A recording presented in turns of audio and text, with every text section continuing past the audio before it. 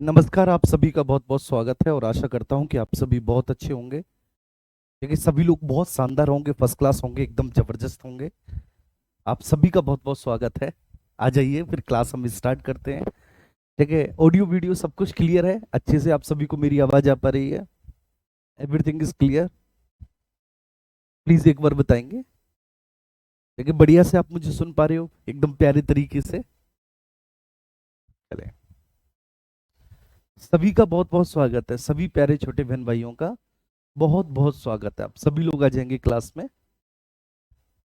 Very good afternoon, very good afternoon. Hello, Radhe Radhe ji. देखिए, मध्यकालीन भारत और ठीक है, हमारा जो टॉपिक है वह पूर्व मध्यकाल चल रहा है। ठीक है, ये ध्यान रखिएगा। हम जिस टॉपिक के बारे में डिस्कशन कर रहे हैं वह पूर्व मध्यकाल है भैया, है ना?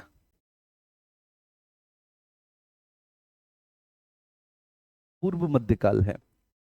पूर्व मध्यकाल में मतलब प्री मिडेवल में हमें दो चीजें पढ़नी है। प्री मिडेवल में हम दो चीजें पढ़ते हैं। एक तो बेसिकली हम लोग पढ़ते हैं कन्नौज को लेकर जो त्रिपक्षीय संघर्ष है।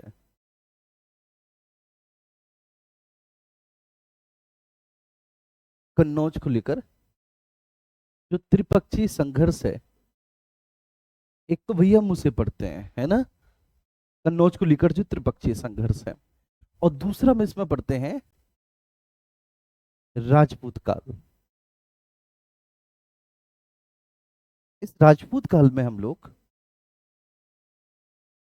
शाकंभरी के चौहान पढ़ेंगे।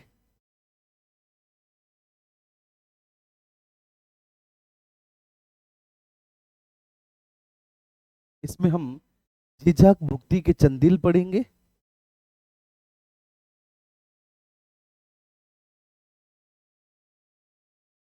चंदेल। इसमें हम मालवा के परमार पढ़ेंगे।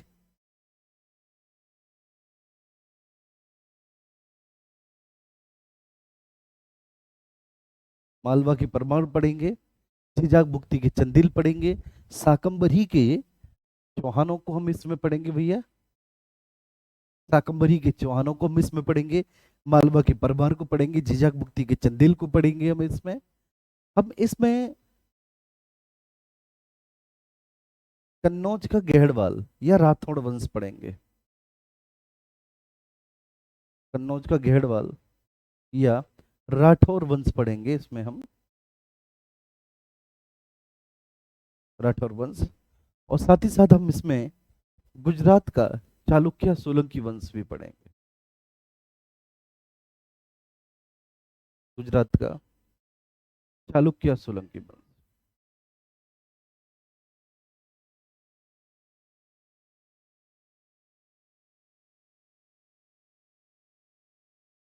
ठीक है सर। तो अब इसमें गुजरात का चालुक्य सोलंकी वंश पढ़ेंगे। तो ये बात आपको बहुत अच्छे से ध्यान में रखनी है। प्री मिडाइवल में, पूर्व मध्यकाल में, ठीक, हम ये पढ़ेंगे कन्नौज का त्रिपक्षी संघर्ष पढ़ेंगे। और हम इसमें राजपूत काल पढ़ेंगे। कन्नौज का त्रिपक्षी संघर्ष पढ़ेंगे हम इसमें। और अब इसमें राजपूत काल पढ़ेंगे। ठीक है, ये बात सभी को समझ में आ रही है? बहुत अच्छे से क्लियर हो रहा है? ऑल क्लियर सभी को? All okay? बहुत अच्छे, है ना? चलिए, अब इसके अलावा ये दो चीज हमें पढ़नी है। इस्लाम का उदय और अरब आक्रमण, ये भी प्री मिडाइवल में आता है, टू बी ऑनेस्ट। देखिए, इस्लाम का उदय, अरब आक्रमण, लेकिन इसको बेसिकली प्री मिडाइवल में नहीं, हम मिडाइवल में ही पढ़ते हैं। हम प्री मिडाइवल में ना पढ़ के इसको मिडाइवल में ही हम लोग पढ़ते हैं। तो ये आपको ध्यान रखना है कि ये आपके टॉपिक है जो आपको पढ़ने हैं मेरे प्यारे बच्चों। ठीक है, चलो आओ। अब कल, ठीक है, जो पूरी थ्योरी, पूरी स्टोरी जो कल बताई थी मैंने कि कन्नौज को लेकर जो त्रिपक्षीय संघर्ष हुआ, इस त्रिपक्षीय संघर्ष में एक तरफ तो पश्चिम के गुर्जर प्रतिहार थे, दूसरी तरफ इसमें पूर्वों के पाल थे और दक्षिण के राष्ट्रकूट थे। तो अब समय आ गया है कि वो थ्योरी मैं आपको दिखाऊं। देखिए, सारी चीजें बच्चे वो मैं आपको दिखाऊं और एक एक पॉइंट को हम बहुत अच्छे से बच्चे क्लियर करते हुए चले, है ना? तो अब वो समय आ चुका है। और इसके बाद फिर हम राजपूत काल पर आ जाएंगे। ठीक है, किस पर आ जाएंगे बेटा? राजपूतों पर आ जाएंगे। ठीक है, तो यहाँ पर सब लोग बहुत अच्छे से पढ़ेंगे। पूर्व मध्यकालीन भारत की शुरुआत में कन्नौज को लेकर तीन महत्वपूर्ण शक्तियां आपस में एक दूसरे से भिड़ जाती हैं। पूर्व मध्यकालीन भारत की शुरुआत में ही कन्नौज को लेकर तीन महत्वपूर्ण शक्तियां आपस में एक दूसरे से भिड़ जाती हैं। अब मैं आपसे पूछना चाहता हूं वह तीन महत्वपूर्ण शक्तियां कौन कौन सी थी?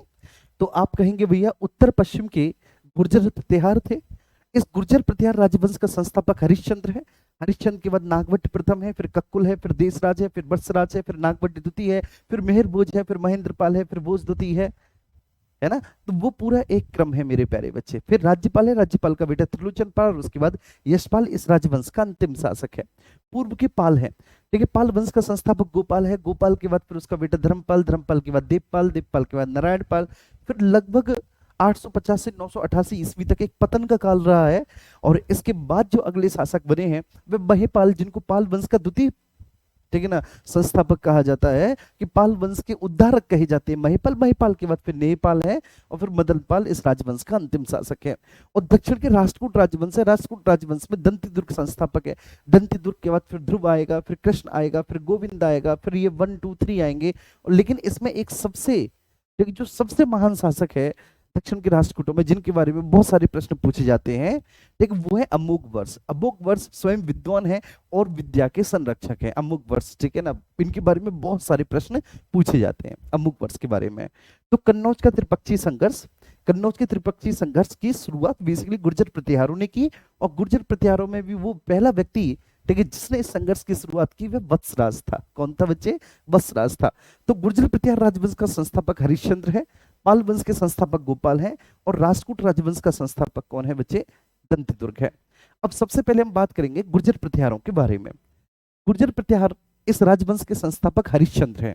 वास्तव में जो हरिश्चंद्र थे मेरे प्यारे बच्चे, वो एक सामान्य स्थिति के सामंत ही थे, इससे ज्यादा कुछ नहीं। हरिश्चंद्र एक सामान्य स्थिति के सामंत ही थे। हरिश्चंद्र इस वंश के संस्थापक हैं, जिसने प्रतिहारों की शक्ति को समेटकर उत्तर भारत में अपनी सत्ता हासिल की। फिर पूर्व के पाल हैं, ठीक है, पाल वंश के संस्थापक गोपाल हैं। शशांक की मृत्यु के बाद, मैंने बताया था, शशांक की मृत्यु के बाद बंगाल में लगभग 1 शताब्दी तक बेटा अराजकतापूर्ण स्थिति व्याप्त रही। अराजकतापूर्ण स्थिति का मतलब होता है कि कोई भी लॉ एंड ऑर्डर नहीं था। तो ऐसी स्थिति में बंगाल के सामंतों ने अपने मध्य में से सबसे योग्य व्यक्ति गोपाल को अपना नेता चुना, और इस तरह से पाल वंश के संस्थापक गोपाल कहे। और दक्षिण के राष्ट्रकूट है, राष्ट्रकूट राजवंश का संस्थापक दंतिदुर्ग है। अंतिम चालुक्य शासक कीर्तिवर्मन द्वितीय को,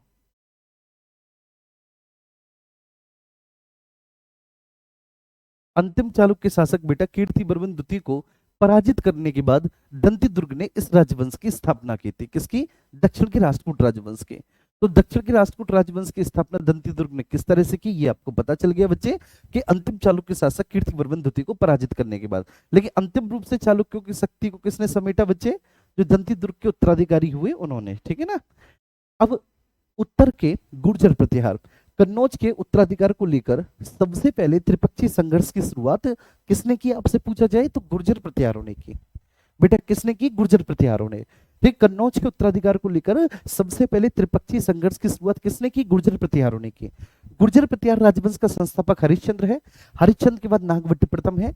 नागभट्ट प्रथम को इस राजवंश का वास्तविक संस्थापक माना जाता है, जिन्होंने 730 ईस्वी के आसपास, ठीक है, शासन किया। फिर नागभट्ट प्रथम के बाद कक्कुल है। कक्कुल के बाद फिर बच्चे देशराज है। देशराज के बाद फिर वत्सराज है। ये वही वत्सराज है मेरे प्यारे बच्चे, जिन्होंने सबसे पहले त्रिकोणीय संघर्ष की शुरुआत की थी। ये वही वत्सराज है जिन्होंने सबसे पहले त्रिकोणीय संघर्ष की शुरुआत की। वत्सराज के बाद फिर नागभट्ट द्वितीय है। नागभट्ट द्वितीय के बाद मेहरभोज, जो कि इस राजवंश के सबसे प्रतापी शासक हैं, वो मेहरभोज है। मेहरभोज के बाद फिर महेंद्रपाल है। महेंद्रपाल के बाद फिर भोज द्वितीय है। भोज द्वितीय के बाद फिर महिपाल है। महिपाल के बाद फिर एक बहुत लंबा समय होगा, महिपाल के बाद फिर राज्यपाल है। राज्यपाल के बाद त्रिलोचन पाल है, और त्रिलोचन पाल के बाद फिर यशपाल है। यशपाल इस राजवंश के अंतिम शासक सिद्ध हुए। ठीक है जी। तो वत्सराज, वत्सराज के बाद नागभट्ट द्वितीय है। नागभट्ट द्वितीय के बाद फिर मेहरभोज है। मेहरभोज के बाद फिर महेंद्रपाल है। महेंद्रपाल के बाद फिर भोज द्वितीय है। भोज द्वितीय के बाद महिपाल है। महिपाल के बाद फिर राज्यपाल है। राज्यपाल के बाद त्रिलोचन पाल है, और उसके बाद फिर यशपाल जो है इस राजवंश के अंतिम शासक है, यशपाल। अब हम नागभट्ट प्रथम साहब के बारे में बात करेंगे। ग्वालियर प्रशस्ति में इन्हें मलेच्छों का नाश करने वाला बताया गया है। ये सारी बातें हमने कल डिस्कस की थी। ठीक है, एक एक पॉइंट आपको क्लियर होगा। अच्छा, मुझे तो भाई ये बड़ा अच्छा लगा सच में। ठीक है, एक बार पूरा, ठीक है, मैंने बता दिया हर एक राजा के बारे में, ठीक है, सब कुछ बता दिया। और फिर इसके बाद, ठीक है, वहां पे याद भी करवा दिया कल। कल आपने साथ के साथ शॉर्ट नोट्स भी बना लिए होंगे, और आज फिर यहाँ पर आपके सामने। तो ये मतलब मुझे तो सबसे बेस्ट टेक्निक लगी। आप लोग मानते हो कि नहीं इस बात को बच्चे? तो ग्वालियर प्रशस्ति में से मलिक्षों का नाश करने वाला बताया गया है। नागभट्ट प्रथम इस वंश का वास्तविक संस्थापक है। वास्तव में देखिए, इस वंश को वास्तविक रूप से स्थापित करने का श्रेय तो नागभट्ट प्रथम को ही जाता है। इन्होंने अपने साम्राज्य का विस्तार किया। सिंध के क्षेत्रों में अरब आक्रमण को इन्होंने विफल करके उन्हें बुरी तरह से खदेड़ा, परंतु यह अपने समकालीन राष्ट्रकूट शासक दंतीदुर्ग से पराजित हुआ। और जब दंतीदुर्ग ने उज्जैन में बेटा हिरण्यगर्भ नामक एक महादान यज्ञ संपन्न कराया, तब उस यज्ञ में इसने द्वारपाल का कार्य किया। अच्छा, एक सवाल ये पैदा होता है कि दंतीदुर्ग ने उज्जैनी में हिरण्यगर्भ नामक महादान यज्ञ क्यों कराया बच्चे? तो इसके पीछे रीजन है, क्योंकि उन्होंने अंतिम चालुक्य शासक कीर्तिवर्मन द्वितीय को पराजित करने के बाद इस राष्ट्रकूट राजवंश की स्थापना की थी। तो इसी उपलक्ष्य में उन्होंने उज्जैन में ये हिरण्यगर्भ नामक एक महादान यज्ञ संपन्न कराया था। ठीक है, तो उस यज्ञ में, ठीक है, इन्होंने जो है ना एक्चुअली उसके द्वारपाल का कार्य किया था। तो ये बात तो क्लियर है कि दंतीदुर्ग कहीं ना कहीं इनसे बहुत ज्यादा शक्तिशाली शासक था, तभी तो ये उसके यज्ञ में द्वारपाल का कार्य कर रहे थे। ठीक है, अब इसके बाद कक्कुल। ठीक है, कक्कुल और देशराज, बेटा कक्कुल और देशराज, ये दोनों ही वास्तव में इस राजवंश के एक सामान्य शासक सिद्ध हुए। कक्कुल और देशराज, ये दोनों ही इस राजवंश के एक सामान्य शासक सिद्ध हुए। इनके समय में मेरे प्यारे बच्चे, ठीक है, गुर्जर प्रतिहारों की प्रतिष्ठा में किसी भी तरह की कोई वृद्धि नहीं हुई। इनके समय में गुर्जर प्रतिहारों की प्रतिष्ठा में किसी भी तरह की कोई भी वृद्धि नहीं हुई, बस। ठीक है, कक्कुल और देशराज, ये दोनों ही इस राजवंश के एक सामान्य स्थिति के शासक सिद्ध हुए। ठीक है, इन्होंने कुछ ऐसा नहीं किया मेरे प्यारे बच्चे कि इतिहास इनको याद रखे। इतिहास किनको याद रखता है? जिन्होंने बच्चे कुछ ऐसा किया हुआ होता है, इतिहास उनको याद रखता है। ठीक है, तो बेटा जिन्होंने कुछ ऐसा किया है ना, इतिहास उनको याद रखता है। तो इन्होंने कुछ ऐसा किया ही नहीं कक्कुल और देशराज ने कि इतिहास के, ठीक है, स्वर्णिम पन्नों में और स्वर्णिम अक्षरों से इनका नाम लिखा जाए। ठीक है, अब आएंगे वत्सराज। ठीक है, वत्सराज नाम तो सुना ही होगा। ये वही व्यक्ति है मेरे प्यारे बच्चे जिसने सबसे पहले इस कन्नौज के त्रिकोणात्मक संघर्ष की शुरुआत की, और ये संघर्ष आगे आने वाली लगभग 100 सालों तक चलता रहा। ठीक है, सबसे पहले बेटा छेड़ा इसी ने है, वत्सराज ने। ठीक है, इसने धर्मपाल को पराजित किया है, और कन्नौज पर एक जो छोटी सी स्थिति का शासक चक्रायुद्ध शासन कर रहा है, उसे गद्दी से हटा दिया। चक्रायुद्ध को एक्चुअली धर्मपाल का समर्थन था, आप बहुत अच्छे से जानते हो। तो वत्सराज इस राजवंश का, वत्सराज जो है वे इस राजवंश का एक वीर, योग्य और महत्वाकांक्षी शासक था। वत्सराज जो है, देखिए वत्सराज बेटा इस राजवंश का एक वीर, योग्य एवं महत्वाकांक्षी शासक था। अगेन रिपीट, वत्सराज इस राजवंश का वीर, योग्य एवं महत्वाकांक्षी शासक था। देखिए, इसने पूर्वी भारत के प्रदेशों को जीता, पूर्वी भारत के कई सारे प्रदेशों को जीता, और कन्नौज में इसने चक्रा युद्ध को बेटा पराजित किया। राजस्थान के मध्य भाग को जीतकर भी अपने साम्राज्य का हिस्सा बनाया। तो अगर आप देखेंगे तो ये एक वीर, योग्य, महत्वाकांक्षी शासक के साथ साथ एक साम्राज्य, ठीक है, विस्तार करने वाला शासक भी है, एक साम्राज्य निर्माता शासक भी है। ठीक है, पूर्वी भारत के प्रदेशों को जीतता है, कन्नौज में इसने चक्रा युद्ध को पराजित कर दिया, राजस्थान के मध्य भाग को भी जीतकर इसने अपने साम्राज्य में मिला लिया, पाल शासक धर्मपाल को पराजित किया, और राष्ट्रकूट शासक ध्रुव ने बच्चे इसको पराजित कर दिया। पाल शासक को तो पराजित करेगा, लेकिन जब राष्ट्रकूट शासक ध्रुव आता है मेरे प्यारे बच्चे, धर्मपाल के कहने पर, ठीक है, धर्मपाल का अनुरोध करने पर, तो फिर ये ध्रुव के हाथों पराजित होता है। ये बात मैंने आपको बताई थी। फिर अगले शासक बनते हैं नागभट्ट द्वितीय। नागभट्ट द्वितीय, इसने भी कन्नौज के त्रिकोणात्मक संघर्ष में हिस्सा लिया, नागभट्ट द्वितीय ने, और इसने मुंगेर के युद्ध में धर्मपाल को पराजित किया, कन्नौज पर अधिकार भी कर लिया, कन्नौज को कुछ समय के लिए राजधानी भी बना लिया, कुछ समय के लिए अधिकार करके कुछ समय के लिए कन्नौज को राजधानी भी बना लिया।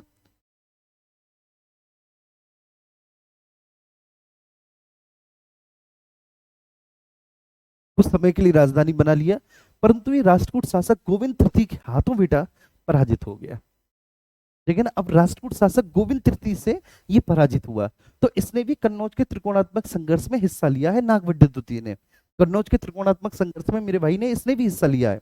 मुंगेर के युद्ध में धर्मपाल को पराजित करता है, लेकिन राष्ट्रकूट शासक बच्चे गोविंद तृतीय के हाथों, ठीक है, पराजित होता है। अगले शासक है मिहिर भोज।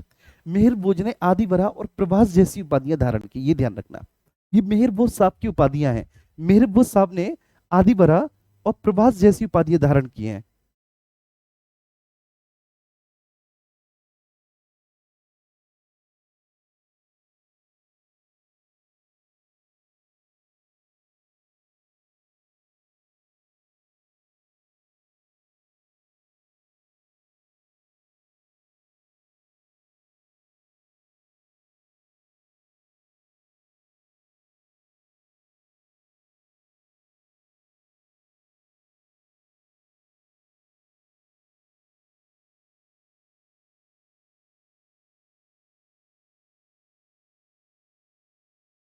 चलिए ठीक है जी।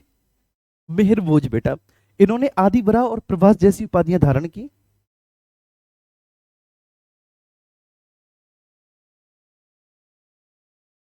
आदि बरा और प्रभास जैसी उपाधियां धारण की। वे योग्य, सर्वाधिक शक्तिशाली और महत्वाकांक्षी शासक हैं इस राजवंश के।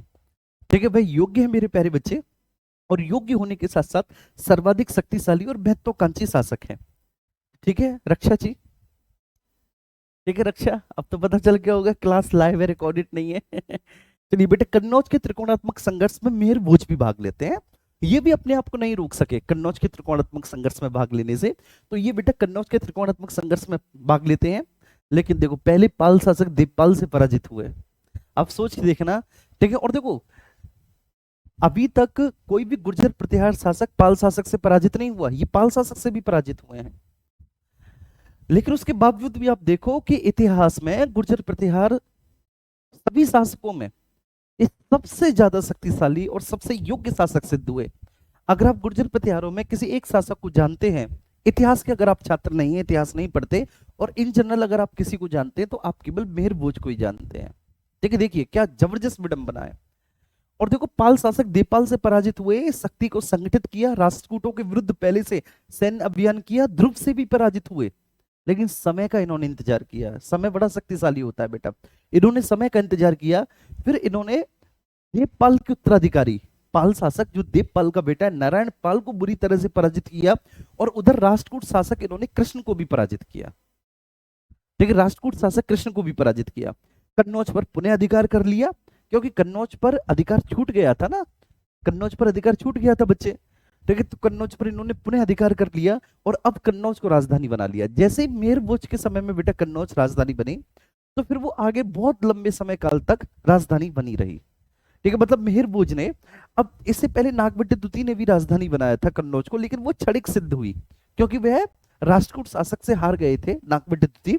तो फिर उन्होंने, आप कह सकते हैं कि टेम्पोरेरी राजधानी बनी। लेकिन मेहर भोज के समय में जब कन्नौज राजधानी दोबारा से बनाया गया, तो अब जितने भी गुर्जर प्रतिहार शासक हैं, सारे के सारे आगे आने वाले गुर्जर प्रतिहार शासक वे कन्नौज से ही शासन कर रहे हैं। आगे आने वाले सभी के सभी गुर्जर प्रतिहार शासक बेटा कन्नौज से ही शासन कर रहे हैं। कन्नौज पर उत्तराधिकार के क्रम में सबसे पहले तो ये पाल शासक देवपाल और राष्ट्रकूट शासक ध्रुवद्वती से पराजित हुए, परंतु बाद में इन्होंने देवपाल के उत्तराधिकारी नारायण और ध्रुवदू के उत्तराधिकारी कृष्णद्वती को पराजित किया। इनके समय में प्रसिद्ध अरब यात्री सुलेमान ने भारत की यात्रा की थी। मोस्ट एंड मोस्ट इंपोर्टेंट, अगर कुछ भी देखिए अभी तक आपको कुछ भी अगर सबसे मोस्ट इंपोर्टेंट लगा तो वो यही है कि इनके समय में, मेहर भोज के समय में, एक अरब यात्री सुलेमान ने भारत की यात्रा की। प्रसिद्ध अरब यात्री सुलेमान ने भारत की यात्रा की। फिर इसके बाद महेंद्रपाल, इस राजवंश का एक और शक्तिशाली शासक महेंद्रपाल है। इनके समय में प्रतिहारों ने अधिकतम साम्राज्य पर शासन किया है बच्चे। देखिए इनके समय में प्रतिहारों ने बहुत बड़े साम्राज्य पर, अधिकतम साम्राज्य पर शासन किया है, अर्थात प्रतिहार साम्राज्य काफी अधिक विस्तृत और विकसित था। प्रतिहार साम्राज्य काफी अधिक विस्तृत और विकसित था इनके समय में। इनके दरबार में संस्कृत के प्रकांड विद्वान राजशेखर जी निवास करते थे। राजशेखर जी जैन आचार्य थे और महेंद्रपाल के गुरु थे। अब राजशेखर साहब की रचनाएं हैं कर्पूर मंजरी, विद्युसाल भंजिका, बाल रामायण, बाल भारत, प्रचंड पांडव। देखिए कर्पूर मंजरी ये प्राकृत में नाटक है, कर्पूर मंजरी। देखिए विद्युसाल भंजिका ये संस्कृत में नाटक है, बाल रामायण ये संस्कृत में नाटक है, बाल भारत है, प्रचंड पांडव। ठीक, मैंने कल भी लगा दिया था। अब ये काव्य प्रबंध कोश, भुवन कोश, हर विलास, काव्य मीमांसा। और ध्यान रखना है ये जो प्रबंध कोश है इससे हमें चंदेल वंश का भी इतिहास मिलता है। आप आगे चंदेल वंश पढ़ेंगे। फिर महिपाल, महिपाल के दरबार में भी वही राजशेखर जी निवास करते जो कि जैन आचार्य हैं।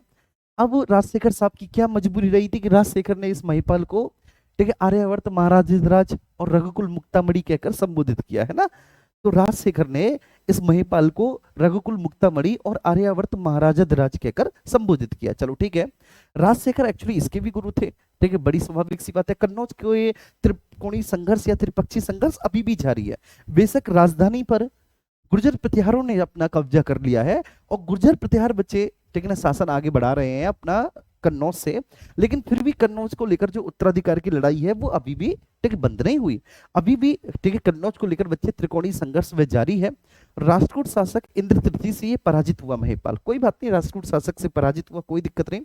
ठीक है, अल मसूदी इसी के समय में भारत आया है। ये ध्यान रखना है महिपाल के समय में। और अल मसूदी जब भारत आया तो अल मसूदी ने, ये बात ध्यान रखना है मेरे प्यारे सभी छोटे बहन भाइयों को, कि अल मसूदी ये भी अरब यात्री था। इसने राजा को बोरा और गुर्जर प्रतिहारों को अल बुजर कहा है। अल मसूदी ने राजा को बोरा और गुर्जर प्रतिहारों को अल बुजर कहा है।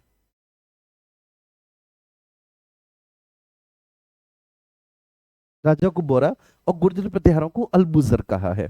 तो अर्जर, ठीक है, ध्यान रखना, अल बसूदी ने राजा को बोरा और गुर्जर प्रतिहारों को अल बुजर कहा है। राजशेखर ने रघुकुल मुक्तामणि और आर्यावर्त महाराज राज कहकर संबोधित किया है।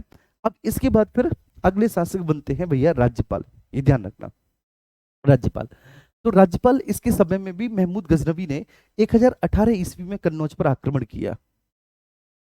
ये ध्यान रखना, राज्यपाल, ठीक है। इसके समय में भी महमूद गजनवी ने, यही वो राज्यपाल है बेटा जिसके समय में महमूद गजनवी ने 1018 ईस्वी में, इसके समय में भी महमूद गजनवी ने 1018 ईस्वी में कन्नौज पर आक्रमण किया।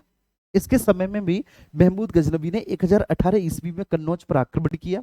इसने महमूद के आक्रमण का सामना किए बिना आत्मसमर्पण कर दिया।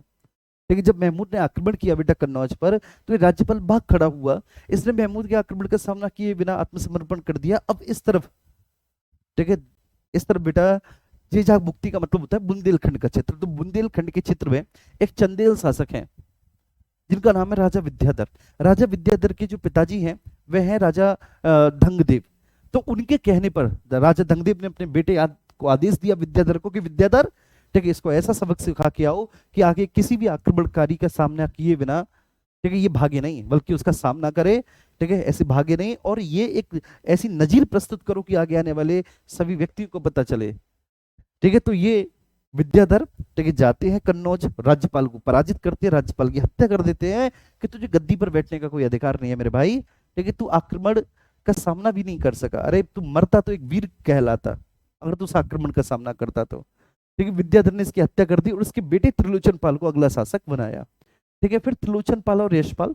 त्रिलोचन पाल एक अयोग्य, एक छोटी सी स्थिति का शासक सिद्ध हुआ। त्रिलोचन पाल एक अयोग्य और छोटी सी स्थिति का शासक सिद्ध हुआ। इसके समय में प्रतिहारों की प्रतिष्ठा में कमी आई और यशपाल इस वंश का अंतिम शासक फाइनली यशपाल सिद्ध हुआ। चलिए, ये राजवंश खत्म हो गया। अब इसके बाद पाल वंश। पाल वंश के संस्थापक गोपाल हैं। गोपाल के बाद धर्मपाल हैं।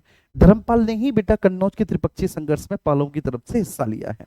धर्मपाल ने ही कन्नौज के त्रिपक्षीय संघर्ष में पालों की तरफ से सबसे पहले हिस्सा लिया है। इसके बाद देवपाल। देवपाल पहला ऐसा पाल शासक जिसने किसी प्रतिहार शासक को पराजित किया। नारायण पाल, ये मिहिर भोज से पराजित हुआ है नारायण पाल। नारायण पाल के बाद फिर महिपाल है, फिर निहिपाल है और उसके बाद फिर मदन पाल अंतिम शासक है मेरे प्यारे बच्चे, गोपाल। गोपाल पाल वंश का संस्थापक है, ठीक है। अच्छा, गोपाल कैसे शासक बना था? तो शशांक जो कि बंगाल का शासक था, शशांक की मृत्यु के बाद बंगाल में लगभग 1 शताब्दी तक, लगभग 100 सालों तक और उससे ज्यादा ही अराजकतापूर्ण स्थिति व्याप्त रही।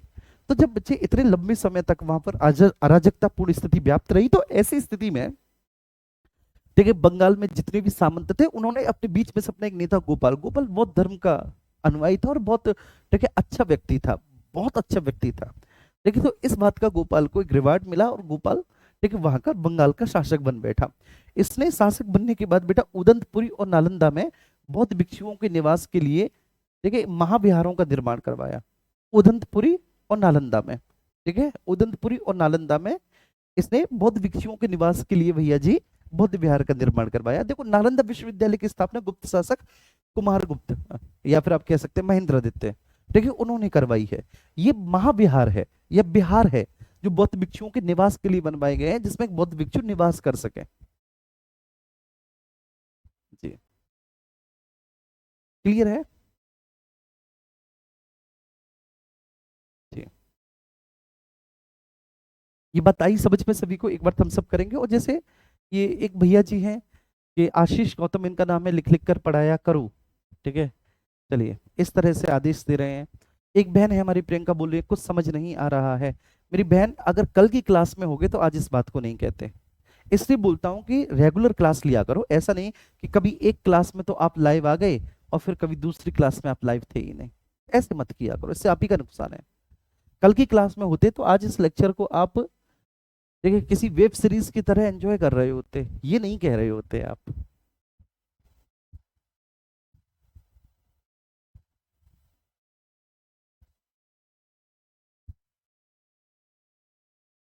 नहीं, दिग्विजय प्रताप है एक हमारे साथी। दिग्विजय प्रताप कह रहे हैं कि इसमें मुख्य परीक्षा का सिलेबस नहीं होगा, केवल ठीक है प्रारंभिक परीक्षा का होगा इसमें।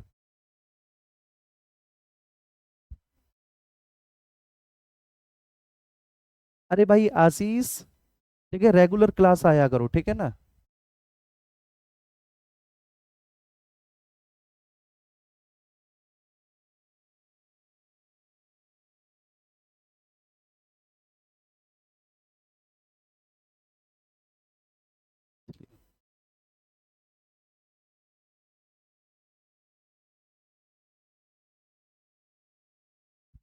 ठीक है क्लियर हुआ। चलो, तो इसने गोपाल ने बेटा उदंतपुरी और नालंदा में बौद्ध भिक्षुओं के लिए महाविहार का निर्माण करवाया। बहुत अच्छे से समझ में आया। चलिए, और ये बच्चे पीडीएफ ये आप ही के लिए है, आप ही की सहूलियत के लिए है कि आपको ज्यादा लिखना ना पड़े और आप समझने पे ज्यादा फोकस करें, तो ये आप ही की सहूलियत के लिए ये चीजें की गई है ना। जी क्लियर है। आगे हम बढ़ेंगे धर्मपाल। ठीक है, धर्मपाल बेटा जैसे ही शासक बना, तो धर्मपाल ने शासक बनते ही साम्राज्य विस्तार की नीति अपनाई। लेकिन धर्मपाल जैसे ही शासक बना, तो धर्मपाल ने बेटा शासक बनते ही साम्राज्य विस्तार की नीति अपनाई। धर्मपाल ने कहा कि भाई हम साम्राज्य विस्तार करेंगे, क्या केवल पाल बंगाल तक के ही क्षेत्रों में सीमित रहेंगे? क्या केवल पाल बंगाल तक के क्षेत्रों में रहेंगे? नहीं, ठीक है ना, हम ठीक है ना विस्तार करेंगे। तो शासक बनते ही इन्होंने साम्राज्य विस्तार की नीति को अपनाया, और इसी क्रम में इसने प्रतिहार शासक वत्सराज और नागवट, ठीक है इनके खिलाफ, ठीक है इन्होंने युद्ध किए, लेकिन ये प्रतिहार शासक वत्सराज और नागवट द्वितीय दोनों से पराजित हो गए। देखो भाई साम्राज्य विस्तार, कोई बात नहीं पराजित हो गए। अरे भैया तुमने सोचा तो सही, तुम हार गए। जीत और हार, ठीक है एक दूसरा पहलू है, लेकिन आपने कोशिश भी नहीं की यार, ये तो बहुत गलत बात है ना। तो इन्होंने कम से कम कोशिश तो की, कोशिश की, कोई बात नहीं, संसाधन कम थे, इतनी शक्तिशाली सेना नहीं थी, ठीक है इतना ज्यादा राज्य से आय की प्राप्ति नहीं हो सकती होती थी कि हम सेना पे इतना ज्यादा खर्च कर सके, लेकिन उसके बावजूद भी ठीक है साम्राज्य विस्तार करने की इन्होंने ठानी तो सही। और जब इन्होंने साम्राज्य विस्तार करने की नीति को अपनाया, बच्चे साम्राज्य विस्तार करने की नीति को ठाना, तो इसी क्रम में ये वत्सराज और नागभट्ट द्वितीय से पराजित हुए। ये वत्सराज और नागभट्ट द्वितीय से पराजित हुए। ये राष्ट्रकूट शासक ध्रुव और गोविंद तृतीय से भी पराजित हुए। तो उधर देखिए प्रतिहार शासकों से भी पराजित हुए, प्रतिहार शासक वत्सराज और नागभट्ट द्वितीय से भी पराजित हुए, और ये राष्ट्रकूट शासक ध्रुव और गोविंद तृतीय से भी पराजित हुए। इन्होंने पालों को उत्तर भारत के प्रमुख राजवंशों की श्रेणी में लाकर खड़ा कर दिया था इन्होंने, ठीक है। इन्होंने बेटा पालों को उत्तर भारत के प्रमुख राजवंशों की श्रेणी में, क्योंकि गोपाल के समय में पालों को कोई भी नहीं जानता था, ठीक है टू बी ऑनेस्ट, गोपाल के समय में पालों को कोई भी नहीं जानता था, लेकिन इन्होंने लगातार देखिए युद्ध एवं संघर्षों के माध्यम से उत्तर भारत में पालों को एक प्रमुख राजवंश की श्रेणी में लाकर खड़ा कर दिया। लोग पालों को जानने लगे, पहचानने लगे मेरे प्यारे बच्चे। इसने विक्रमशिला और सोमपुरी में, ये दो बात ध्यान रखनी है कि इसने बाबू विक्रमशिला और सोमपुरी में बौद्ध भिक्षुओं के लिए महाविहार का निर्माण कराया। कहां पर? विक्रमशिला और सोमपुरी में बौद्ध भिक्षुओं के लिए महाविहार का निर्माण करवाया, और यही विक्रमशिला विहार विक्रमशिला महाविश्वविद्यालय के रूप में आगे चलकर ठीक है फेमस हुआ। इसने परम भट्टारक, परमेश्वर और महाराज धिराज जैसी उपाधियां धारण की। इसने इसने ठीक है परम भट्टारक, परमेश्वर और महाराज धिराज जैसी उपाधियां धारण की। ये बात आ रही है समझ में सभी को?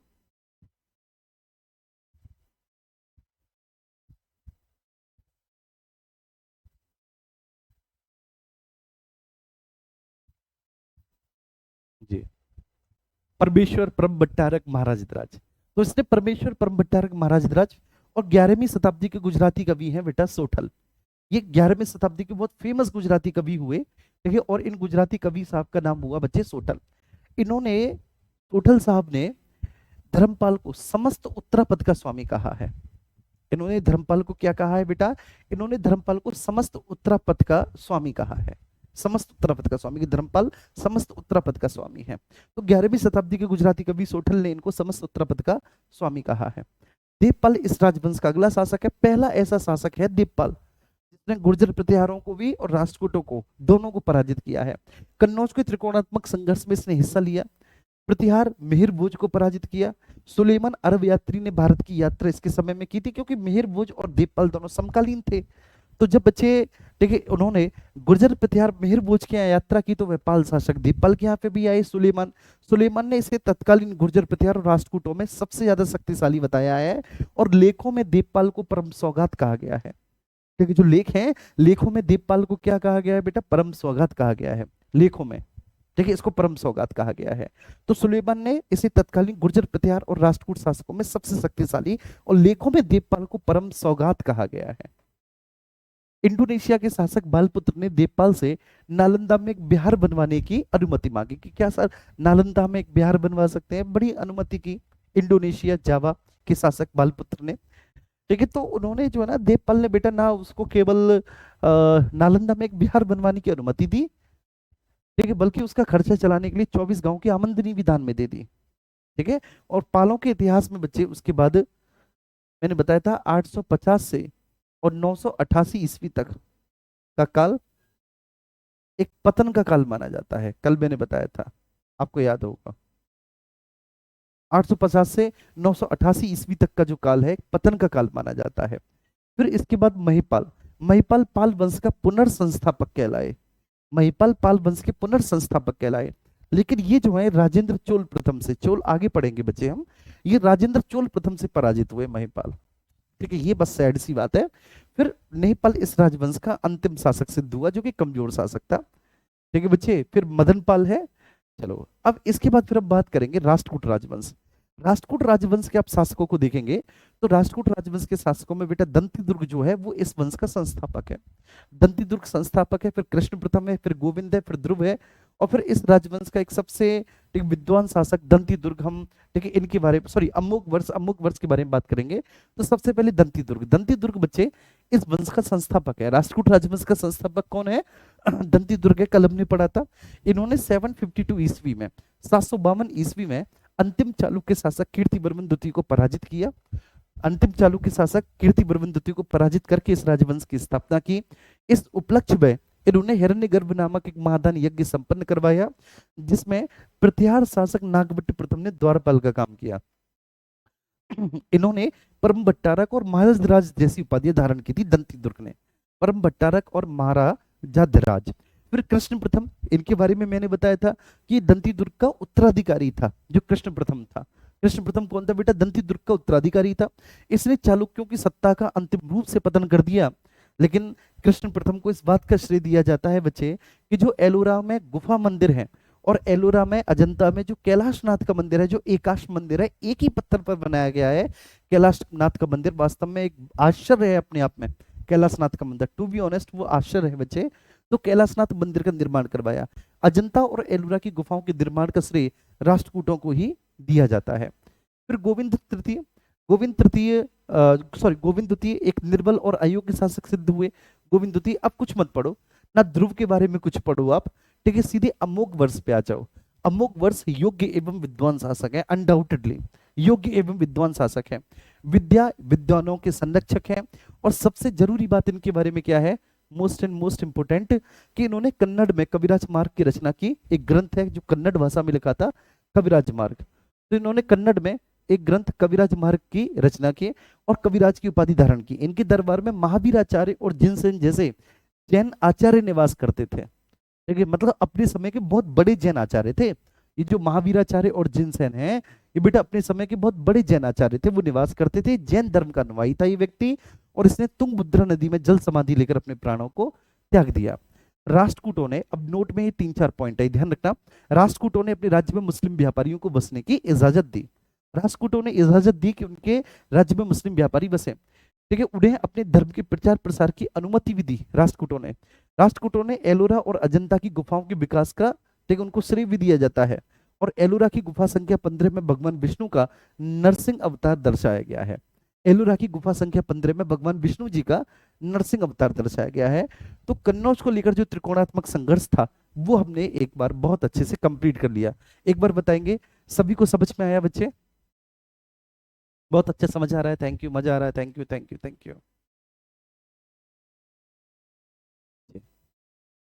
ठीक है, तो अभी तक अगर हम बात करें तो मतलब पूरा प्राचीन इतिहास हम कवर कर लिए। ठीक है, मध्यकाल पे चलना है। और बच्चे देखो एक बात मैं आप सभी से बोलूं ठीक है, मेरा एक छोटा सा आप लोगों से आग्रह है, आप इसे आग्रह समझें या ठीक है आप इसे मेरा आदेश भी समझें, कुछ भी जो भी आप समझना चाहें। ठीक है, अब पढ़ते चले जाना है, नो इफ नो बट पढ़ते चले जाना है।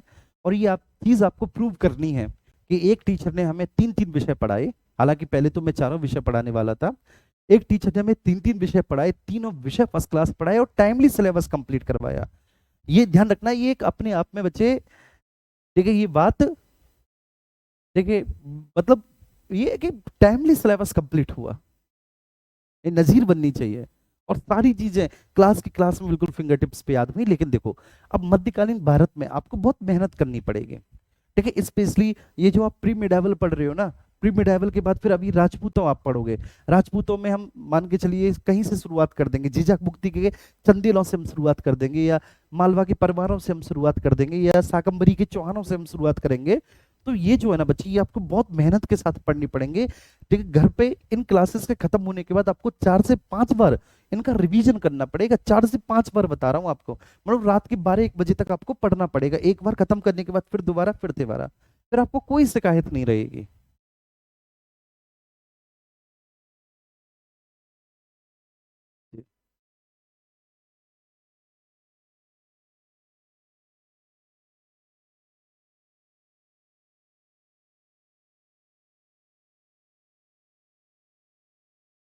ठीक है जी, क्लियर हुआ।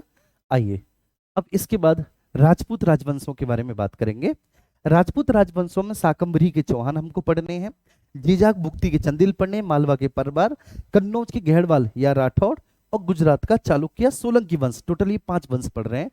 अच्छा, शुरुआत गुजरात के चालुक्य सोलंकी वंश से ही की।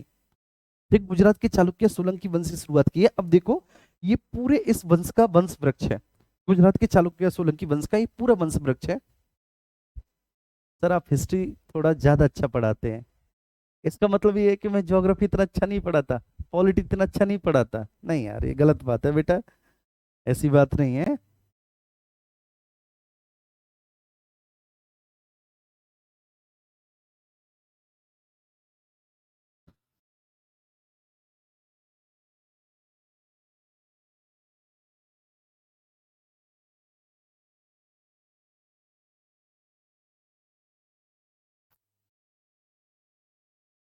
आइए, गुजरात का चालुक्य सोलंकी वंश, हम इसके बारे में बात करते हैं। रिंकू है ना, गुजरात के चालुक्य सोलंकी वंश के संस्थापक हैं। इनका नाम है मूलराज प्रथम। क्या नाम है इनका? मूलराज प्रथम। मूलराज प्रथम के बाद फिर अगले शासक चामुंड राज हुए।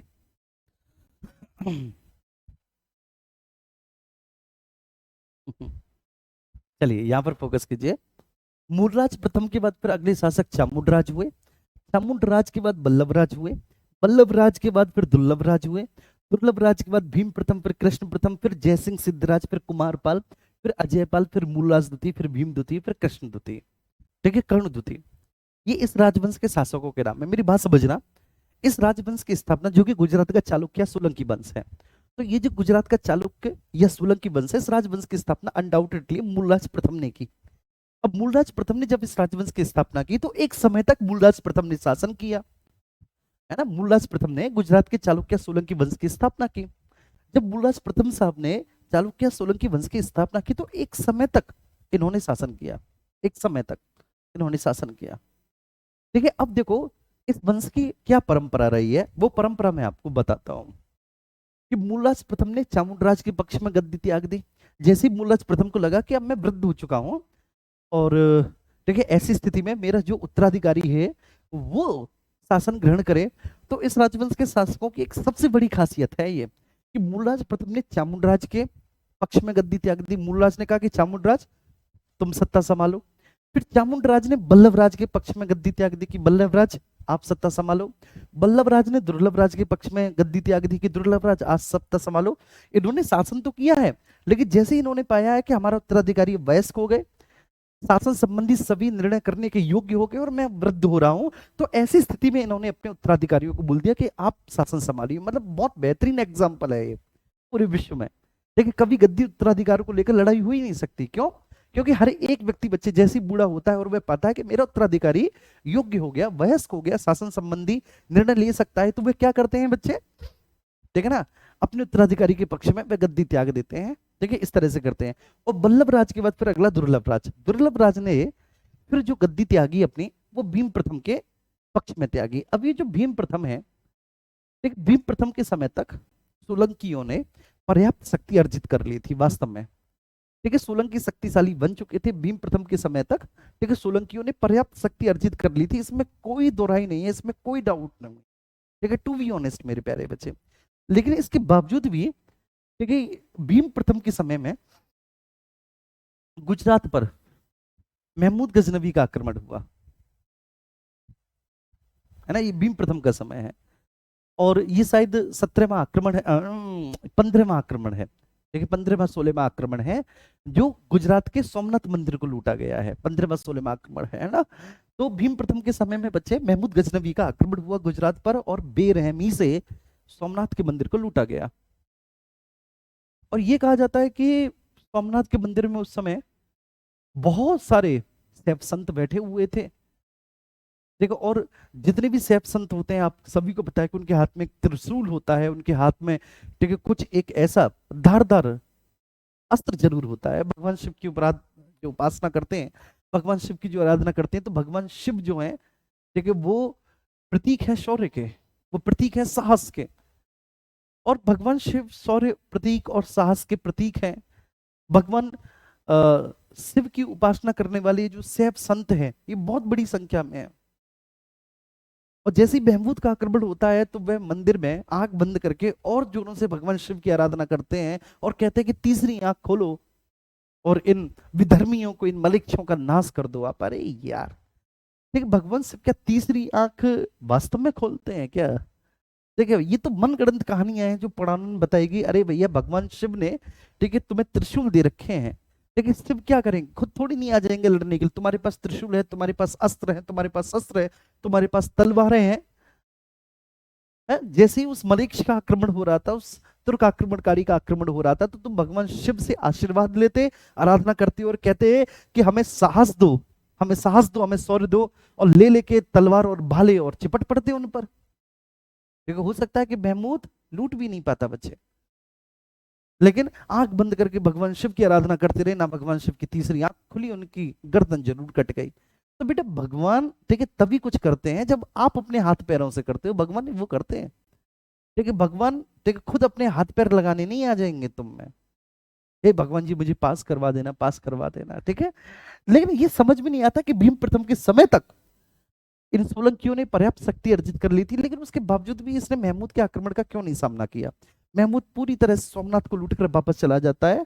तो जब महमूद सोमनाथ को लूटकर वापस चला जाता है, तो ये भाई साहब फिर से सोमनाथ मंदिर का जीर्णोद्धार करवाते हैं। इस राजवंश के अधिकांश शासक जैन धर्म को मानने वाले हैं। फिर अगला शासक कर्ण प्रथम। कर्ण प्रथम के बारे में यह है कि बच्चे, जो आज अहमदाबाद शहर है गुजरात का, ठीक है, उसको कभी कर्णमेरु, ठीक है, शहर कहा जाता था। तो उस शहर की स्थापना का श्रेय इसी को दिया जाता है, कर्ण प्रथम को। ठीक है, अहमदाबाद शहर की स्थापना की कर्ण प्रथम ने, जिसको उस समय कर्णमेरु या कर्णेश्वर शहर कहा जाता था। वहां पर कर्ण सागर नाम की झील का निर्माण करवाया, भगवान शिव के लिए एक मंदिर, कर्णेश्वर मंदिर का निर्माण करवाया कर्ण ने। कर्ण के बाद अगला शासक हुआ जयसिंह सिद्धराज। सिद्धराज, ठीक है, इस राजवंश का शक्तिशाली शासकों में से एक है। सिद्धराज इस राजवंश के बेटा शक्तिशाली शासकों में से एक है। माउंट आबू पर अपने पूर्वजों की 7 गजारोहियां मूर्तियां स्थापित करवाता है जयसिंह सिद्धराज। माउंट आबू पर अपने पूर्वजों की बेटा 7 गजारोही मूर्तियां स्थापित करवाता है जयसिंह सिद्धराज। कर्ण प्रथम के बाद अगला शासक जयसिंह सिद्धराज बना, ठीक है, बहुत ताकतवर शासक है। उसके बाद कुमारपाल। कुमारपाल के समय में क्या हुआ, इस शाकंभरी का एक चौहान राजवंश है, जिसके शासक पृथ्वीराज चौहान आपने सुना होगा। ठीक है, बहुत बहुत ताकतवर शासक है, बहुत ज्यादा ताकतवर मेरे प्यारे बच्चे, मैं बताऊंगा। ठीक है, तो कुमारपाल और चौहान वंश के शासक हैं जिनका नाम है अणुराज। ठीक है, तो उन दोनों में साम्राज्य को लेकर, साम्राज्य के विस्तार को लेकर युद्ध होता है। अब ये जो कुमारपाल हैं, ये चौहान शासक अणुराज्य को पराजित करके अणुराज्य की हत्या कर देते हैं। ये बात ध्यान रखना, ये उनकी हत्या कर देते हैं कुमारपाल। अब ऐसी स्थिति में, ठीक है, आगे फिर संघर्ष चलेगा, और उनका जो बेटा है विग्रहराज चतुर्थ या विशलदेव, वह कुमारपाल को हरा कर, कुमारपाल की हत्या करके अपने पिता की मृत्यु का बदला लेगा। ठीक है, ये कहानी भी आगे आपको देखने को मिलेगी। ठीक है, फिर इसके बाद अजयपाल, मूलराज, भीम द्वितीय। मूलराज और भीम द्वितीय के समय में मोहम्मद गौरी का आक्रमण हुआ था। ठीक है, मोहम्मद गौरी ने आक्रमण किया था फिर, ठीक है, गुजरात के सोलंकी वंश पर। और मोहम्मद गौरी इन दोनों से पराजित हुआ था, स्पेशली मूल राजद्वितीय से बहुत बुरी तरह से पराजित हुआ। इसके बाद फिर कर्ण द्वितीय अगले शासक हैं, और कुल मिलाकर बच्चे ये गुजरात का चालुक्य सोलंकी वंश है। तो इस गुजरात के चालुक्य सोलंकी वंश की पूरी कहानी मैंने आपको बता दी। ठीक है, शासकों का नाम बताया, और शासकों के नाम में किस किस शासक के समय में कौन कौन सी बात हुई है। देखो, मूलराज प्रथम इस राजवंश का संस्थापक है। बोलो, मूलराज प्रथम इस राजवंश का संस्थापक है। गुजरात के क्षेत्रों में इसने अपनी शक्ति को संगठित किया और इस राजवंश की स्थापना की, मूलराज प्रथम ने। मूलराज प्रथम इस राजवंश का संस्थापक है। गुजरात के क्षेत्रों में इसने अपनी शक्ति को संगठित किया, और गुजरात के क्षेत्रों में अपनी शक्ति को संगठित करके बच्चे, ठीक है, इसने इस राजवंश की स्थापना की, साथ ही राजधानी बनाया अनहिलवाड़ा। मूलराज प्रथम ने राजधानी बनाई अनहिलवाड़ा। तो इस राजवंश का संस्थापक किसका बेटा? गुजरात के चालुक्य सोलंकी वंश का संस्थापक मूलराज प्रथम है। गुजरात के चालुक्य सोलंकी वंश का संस्थापक कौन है? मूलराज प्रथम है। गुजरात के क्षेत्रों में मूलराज प्रथम ने अपने आप को स्थापित किया, और जब गुजरात के क्षेत्रों में मूलराज प्रथम साहब ने अपने आप को स्थापित किया, तो अपने आप को स्थापित करने के बाद मेरे प्यारे बच्चे, इन्होंने इस राजवंश की स्थापना की, साथ ही राजधानी बनाया इन्होंने अनहिलवाड़ा को। अनहिलवाड़ा इन्होंने अपने पुत्र चामुंडराज के पक्ष में, ये ध्यान रखना, मूलराज प्रथम ने अपने पुत्र चामुंडराज के पक्ष में, चामुंडराज ने वल्लभराज के पक्ष में, और वल्लभराज ने दुर्लभराज के पक्ष में गद्दी त्याग दी। ठीक है, इन्होंने एक समय तक तो शासन किया, जब इनको लगा कि अब हम, ठीक है, बूढ़े हो चुके हैं और हमारा जो उत्तराधिकारी है वह योग्य, वयस्क और, ठीक, गद्दी संभालने के काबिल हो चुके हैं, तो भैया इन्होंने ऐसे करके अपने उत्तराधिकारियों के पक्ष में गद्दी त्याग दी। तो वही तो मैंने बताया कि भैया जी, मूलराज प्रथम ने चामुंडराज के पक्ष में, चामुंडराज ने वल्लभराज के पक्ष में, वल्लभराज ने दुर्लभराज के पक्ष में, फिर दुर्लभराज ने अपने भतीजे भीम प्रथम के पक्ष में गद्दी त्याग दी। अब भीम प्रथम के बारे में, वही जिसके समय में महमूद गजनवी का गुजरात पर आक्रमण हुआ था, ये वही भीम प्रथम है। ये वही भीम प्रथम है जिससे समय में महमूद का गुजरात पर आक्रमण हुआ मेरे प्यारे बच्चे। तो इसके समय में चालुक्यों ने पर्याप्त शक्ति अर्जित कर ली थी, अनडाउटेडली। भीम प्रथम के समय में बेटा चालुक्य पर्याप्त शक्ति अर्जित कर चुके थे। भीम प्रथम के समय में चालुक्यों ने पर्याप्त शक्ति अर्जित कर ली थी, लेकिन उसके बावजूद भी, ठीक है, ये महमूद के आक्रमण का सामना किए बिना बचे भाग खड़ा हुआ। ठीक है, इसके समय में चालुक्यों ने पर्याप्त शक्ति अर्जित कर ली, लेकिन फिर भी ये महमूद के आक्रमण का सामना किए बिना भाग खड़ा हुआ। महमूद के वापस लौटने पर, जब महमूद वापस चला गया गजनी, तो इसने पुनः सोमनाथ के मंदिर का निर्माण करवाया। इसका सामंत बिमल है। हाँ, बहुत जरूरी बात, भीम प्रथम का सामंत बिमल है, इसका सामंत है बिमल, मतलब इसका मंत्री है बिमल। और बिमल जैन धर्म का अनुयायी है। जो माउंट आबू है ना राजस्थान में, तो माउंट आबू में जो दिलवाड़ा का जैन मंदिर है, वह इसी के सामंत बिमल ने बनवाया था। वह इसी के सामंत बेटा बिमल ने बनवाया था, जो माउंट आबू का दिलवाड़ा का जैन मंदिर है।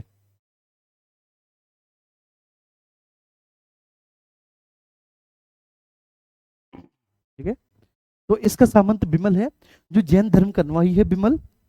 ठीक है, इसने माउंट आबू पर संगमरमर से निर्मित दिलवाड़ा के जैन मंदिर का निर्माण करवाया, कर्ण प्रथम। फिर भीम प्रथम ने कर्ण प्रथम के पक्ष में अपना सिंहासन त्याग दिया। भीम प्रथम ने कर्ण कर्ण राजा बना। कर्ण ने शासक बनने के बाद कर्ण मीरू नामक एक नया नगर बसाया। ये कर्ण मीरू बेसिकली अहमदाबाद ही है। वहां पर कर्ण सागर नामक कृत्रिम झील, कर्णेश्वर नामक महा, ठीक है, मंदिर भगवान शिव जी को समर्पित। आधुनिक अहमदाबाद नगर की स्थापना का श्रेय एक्चुअली इसी कर्ण को दिया जाता है। और इसने एक कर्णावती नामक मंदिर भी बनवाया था। कर्ण ने कर्णावती नामक एक मंदिर भी बनवाया कर्ण ने। ठीक है, अब कर्ण के बाद फिर आगे आते हैं जयसिंह। जयसिंह सिद्धराज इनको कहते हैं, क्योंकि इन्होंने सिद्धराज की उपाधि धारण की। आप कह सकते हैं कि जयसिंह सिद्धराज इस राजवंश के सबसे प्रतापी शासक है, अनडाउटेडली आप बोल सकते हैं। अनडाउटेडली आप बोल सकते हैं कि इन्होंने सिद्धराज की उपाधि धारण की। यह इस राजवंश का सबसे प्रतापी एवं योग्य शासक था बच्चे, जयसिंह सिद्धराज। इसने कुछ समय तक तो मालवा पर भी अधिकार कर लिया। गुजरात के पाटन में एक कृत्रिम झील का निर्माण करवाया, जिसका नाम था सहस्त्रलिंग। ठीक है, सहस्त्रलिंग। ये शैव धर्म के अनुयायी थे, शैव धर्म को फॉलो करते थे। सहस्त्रलिंग, ठीक है, ये बेसिकली शैव धर्म का ही एक सूचक वर्ड है, सहस्त्रलिंग। ठीक है, तो इन्होंने गुजरात के पाटन में कृत्रिम झील का निर्माण करवाया। गुजरात के पाटन क्षेत्र में कृत्रिम झील बनवाई, और गुजरात के पाटन में इन्होंने जो कृत्रिम झील बनवाई मेरे प्यारे बच्चे, उसका नाम सहस्त्रलिंग था। शैव धर्म के अनुयायी थे। इन्होंने एक नया नगर सिद्धपुर एक बसाया था, क्योंकि इन्होंने सिद्धराज की उपाधि धारण की थी ना, तो सिद्धराज की उपाधि धारण की, तो इन्होंने एक नया नगर सिद्धपुर बसाया। और वहां पर उन्होंने सिद्धपुर में रुद्र महाकाल मंदिर का निर्माण करवाया। ठीक है, तो नया नगर सिद्धपुर बसाया, सिद्धपुर में रुद्र महाकाल, क्योंकि शैव धर्म के अनुयायी थे ना मेरे प्यारे बच्चे, शैव धर्म के अनुयायी थे ना, ठीक है ना, तो शैव धर्म के अनुयायी थे, इसलिए रुद्र महाकाल मंदिर का निर्माण करवाया। खुद विद्वान है, विद्वानों के संरक्षणकर्ता भी हैं, खुद विद्वान है, विद्वानों के संरक्षणकर्ता भी हैं। हरिभद्र सूरी जो जैन आचार्य हैं, वे इनके दरबार में रहते थे और इन्होंने माउंट आबू पर अपने पूर्वजों की 7 गजारोही मूर्तियां स्थापित करवाई थी जयसिंह साहब ने। तो इन्होंने सिद्धराज की उपाधि धारण की जयसिंह साहब ने। देखिए, यह इस राजवंश के सबसे प्रतापी एवं योग्य शासक हैं जयसिंह सिद्धराज। कुछ समय तक इन्होंने मालवा पर अधिकार किए रखा। गुजरात के पाटन में इन्होंने कृत्रिम झील का निर्माण करवाया, गुजरात के पाटन में एक कृत्रिम झील का निर्माण करवाया, जिसका नाम इन्होंने रखा, ठीक है, सत सहस्त्रलिंग। और उसके बाद शैव धर्म के अनुयायी हैं, एक नया नगर सिद्धपुर भी बसाया, जहां पर रुद्र महाकाल मंदिर का निर्माण करवाया। खुद विद्वान है, विद्वानों के संरक्षण करता है। हरिभद्र सूरी जो कि जैन आचार्य हैं, वे इनके दरबार की शोभा बढ़ाते थे। जैन आचार्य हरिभद्र सूरी इनके दरबार में निवास करते थे। इन्होंने माउंट आबू पर अपने पूर्वजों की 7 गजारोही मूर्तियां स्थापित करवाई। फिर उसके बाद अगले शासक हुए कुमारपाल। कुमारपाल ने मेरे प्यारे बच्चे चौहान शासक अणुराज को एक निर्णायक युद्ध में पराजित किया था। ठीक है ना, ये ठीक है जैन शासक थे, लेकिन उसके बावजूद भी सोमनाथ के मंदिर में पूजा अर्चना करने गए थे कुमारपाल। मूलराज द्वितीय और भीम द्वितीय, इनके समय में बस मोहम्मद गौरी ने आक्रमण किया है और कुछ नहीं। और इन दोनों ने ही बेटा मोहम्मद गौरी को बुरी तरह से पराजित किया है। बस अब आप सोच सकते हो, देखिए शाकंभरी अजमेर के चौहान पर आ जाओ आप। कर्ण द्वितीय इस राजवंश के अंतिम शासक सिद्ध हुए।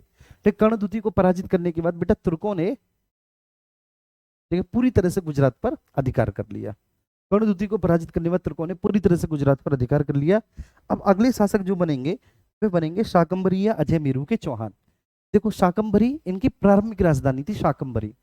देखिए जो सांवर झील है ना, उसके आसपास का जो क्षेत्र है वहां पर शाकंभरी, तो शाकंभरी इनकी शुरुआती राजधानी थी शाकंभरी।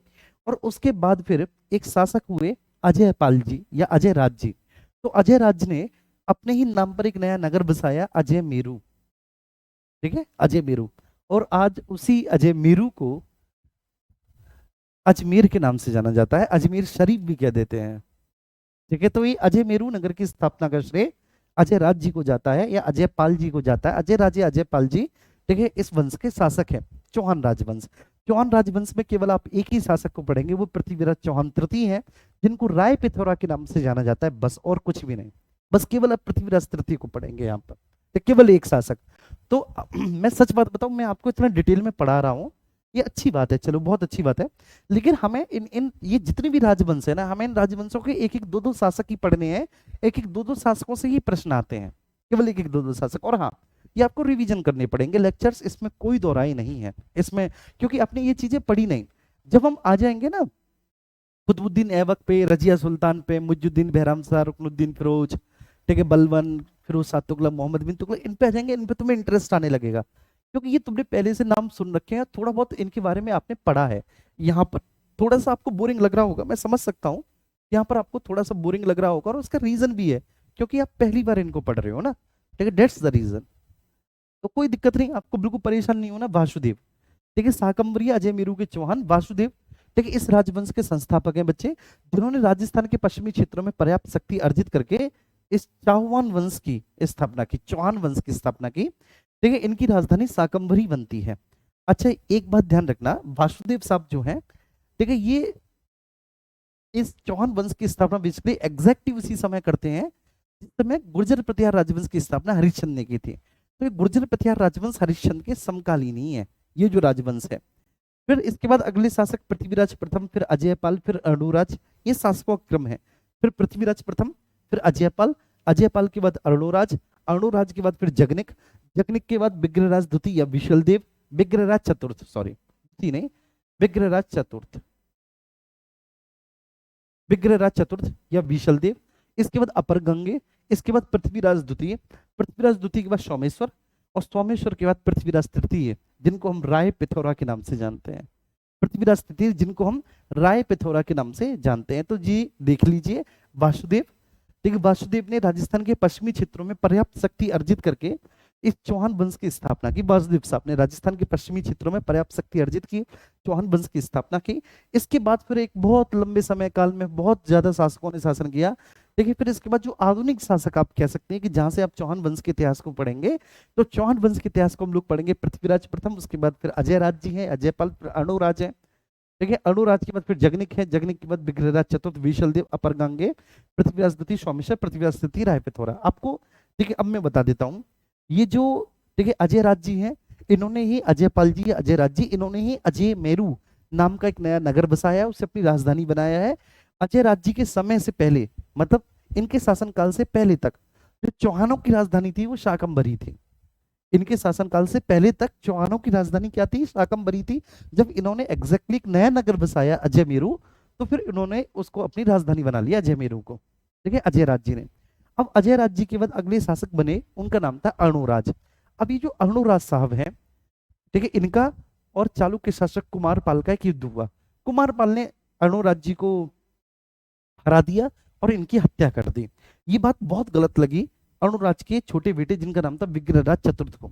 लेकिन अणुराज के बाद अणुराज का बड़ा बेटा, दो बेटे थे, बड़ा बेटा जगनिक था, छोटा बेटा ठीक है विग्रहराज चतुर्थ थे। तो जो बड़ा बेटा जगनिक था, जगनिक गद्दी पर बैठा। लेकिन जगनिक जब गद्दी पर बैठा, तो गद्दी पर बैठने के बाद उसे अपने पिता के हार का कोई किसी भी तरह का प्रतिशोध नहीं था उसके मन में। उसके मन में वो धधकती ज्वाला नहीं थी कि मेरे पिता को, अरुणराज को, न केवल पराजित किया बल्कि उनकी हत्या भी कर दी। तो जगनिक के मन में कुमारपाल के प्रति ऐसा कोई रोष नहीं था। और इस बात से दुखी होकर विग्रहराज चतुर्थ ने अपने भाई को गद्दी से हटाया, स्वयं शासक बना। और शासक बनने के बाद बच्चे विशल देव के नाम से ये गद्दी संभालता है। और सबसे पहले ये गुजरात के चालुक्य वंश के शासक कुमारपाल के अगेंस्ट एक अभियान करता है, जिसमें कुमारपाल हारा जाता है और कुमारपाल की हत्या कर दी जाती है। यही विग्रहराज चतुर्थ है, यही विग्रहराज चतुर्थ है जो स्वयं विद्वान भी हैं, बहुत ज्यादा विद्वान है, संस्कृत के प्रकांड विद्वान है। और ये जो ना एक विद्यालय की स्थापना कराते हैं, संस्कृत विद्यालय की स्थापना एक्चुअली अजय मेरू में। तो अजय मेरू में एक संस्कृत विद्यालय की स्थापना करवाते हैं और उस पर ये अपने एक नाटक खुद इन्होंने ही लिखा था, हरिकिली। इनका एक नाटक था हरिकिली। तो उस हरिकिली नामक नाटक को गुदवाते हैं, ठीक है, उसकी दीवारों पर उस हरिकिली नामक नाटक को गुदवाते हैं ये। ठीक है, इन्हीं के दरबारी कवि है सोमदेव। सोमदेव इनके दरबारी कवि हैं।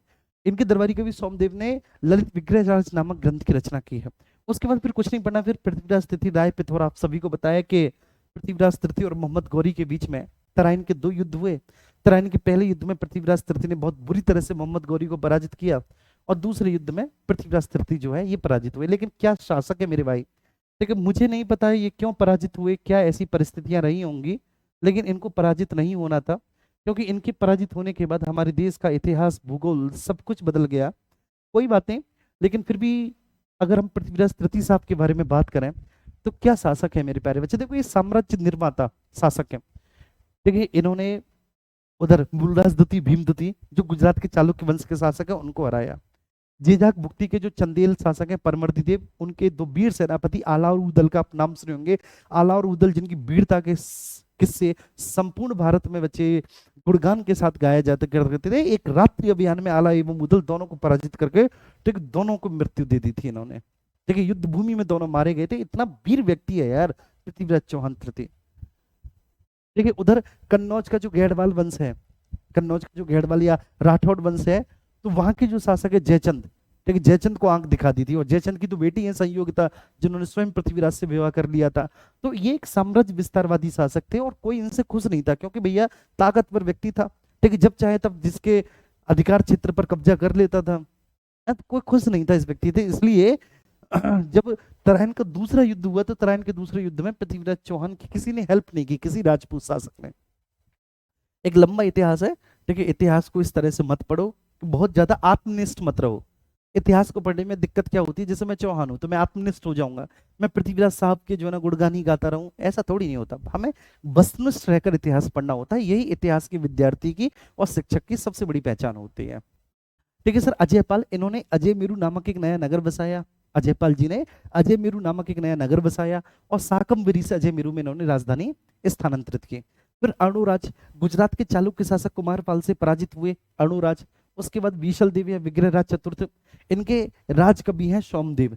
अपने भाई जगनिक, जो कि अयोग्य एवं कमजोर शासक था, अयोग्य एवं कमजोर शासक था, अपने भाई जगन जो कि एक अयोग्य एवं कमजोर शासक था, ठीक है, उसको हटा दिया गद्दी से, स्वयं शासक बन गए। अपने पिता की पराजय का बदला गुजरात के शासक को पराजित करने के बाद लिया कुमारपाल को। स्वयं विद्वान है, विद्वानों के आश्रयदाता है। हरिकेली नामक नाटक संस्कृत में लिखा, जो कि अजय मेरू में संस्कृत विद्यालय का इन्होंने निर्माण करवाया।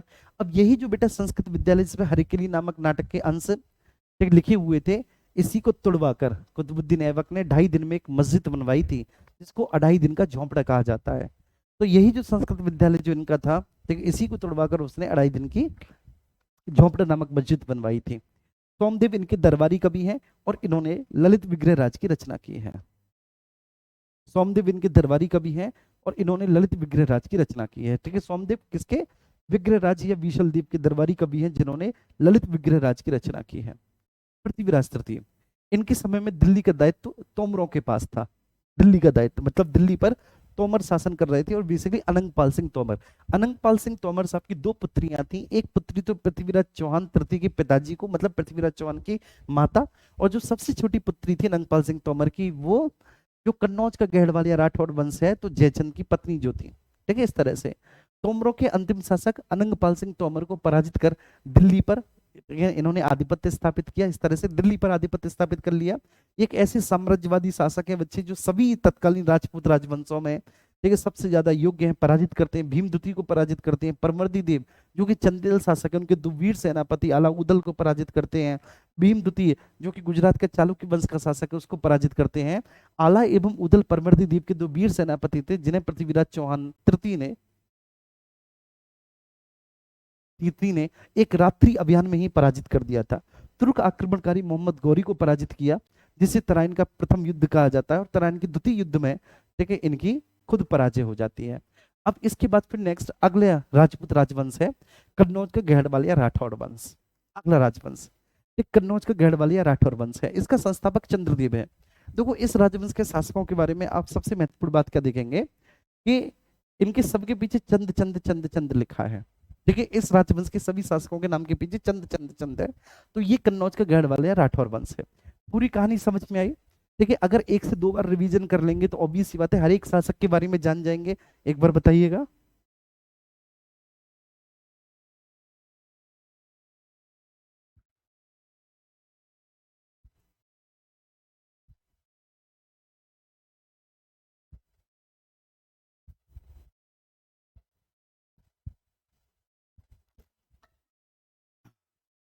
शिल्पी कह रही है, सर जयचंद क्या सच में पृथ्वीराज का मौसेरा भाई था? बिल्कुल सही बात है बेटा, बिल्कुल मौसेरे भाई थे।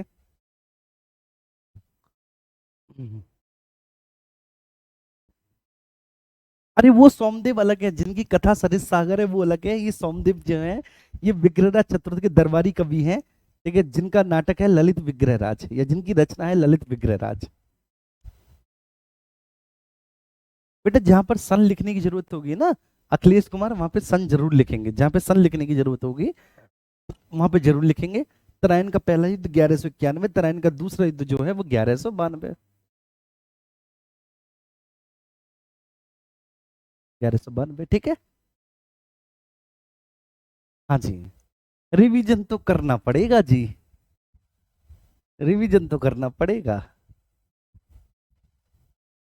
इनकी कोई ट्रिक नहीं है मेरे प्यारे बच्चे, बस मेरे लेक्चर को देखो 1 से 2 बार, यही सबसे बेस्ट ट्रिक है।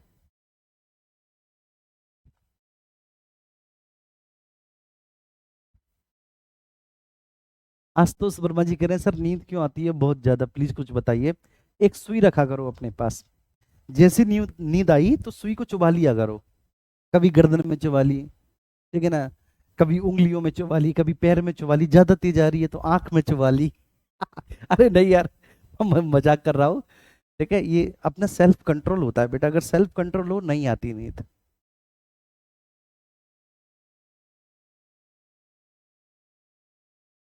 प्लीज एक बार थम्स अप करो यार सब लोग, फिर हम आगे चले। ठीक है ना।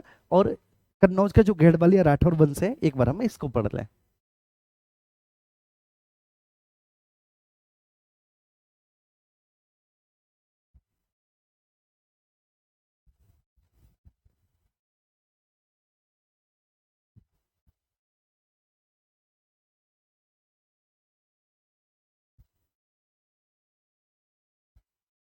सर आप बहुत अच्छे हैं, आप कुछ भी दिखावा नहीं करते। सर मजाक नहीं, परेशान हूँ, 2 दिन से बहुत नींद आ रही है। चलो, 2 दिन से बहुत नींद आ रही है, एक बार ब्लड चेकअप करवा लो कि कहीं ऐसा तो नहीं कि जो आपकी प्लेटलेट्स हैं, ठीक है, वो कम हो रखी हो, आरबीसी कम हो रखी होती है, हीमोग्लोबिन जब बॉडी में कम होता है, या लो ब्लड प्रेशर रहता है तब भी नींद ज्यादा आती है, तो दिखवा लो एक बार, ठीक है। अरे मेरे भाई, ये सारी चीजें मैं पढ़ा चुका हूँ मेरे प्यारे बच्चे। अगर मैं ये लिख लिख के कराता ना मेरे प्यारे बच्चे, तुम्हारा ही लॉस होगा इसमें। ठीक है, अब ये लेक्चर एक वेब सीरीज की तरह चल रहा है, एक मूवी की तरह चल रहा है, बस तुम इसे 1 से 2 बार ठीक है देख कर भी नहीं पढ़ सकते, बताओ यार। हैं? तुम्हारा एग्जाम मेरे प्यारे बच्चे अगर ठीक है अगली साल जून में होता, मैं आपसे प्रोमिस कर रहा हूँ, मैं एक भी चीज स्लाइड पे नहीं पढ़ा था, तुम्हें पता है मुझे ये सब याद है भाई, मैं इसलिए तो नहीं पढ़ा रहा। आप जो भी विषय पढ़े हैं आप सब जानते हैं मेरे प्यारे बच्चे, आपसे कहने की आवश्यकता नहीं है। एक एक फैक्ट ठीक है आप मुझसे पूछ लीजिए, मैं बता दूंगा आपको, इसमें कोई कोई कुछ नहीं, मैं इसमें कोई अपनी वो नहीं मानता, ठीक है हम पढ़ा रहे हैं, हमें याद हो गया ये सब। लेकिन मेरे प्यारे बच्चे ये इसलिए है जिससे आपको सहूलियत हो। ठीक, हालांकि अभी एसएसटी की डेट नहीं आई, तो ये तो कन्फर्म है एसएसटी जनवरी में जाएगा। लेकिन क्यों ना बेटा कि हम नवंबर में ही सिलेबस कंप्लीट कर लें, और दिसंबर का पूरा महीना हमें रिवीजन के लिए मिले, बताओ तो बहुत अच्छा रहेगा ना, बहुत ज्यादा अच्छा रहेगा। जी,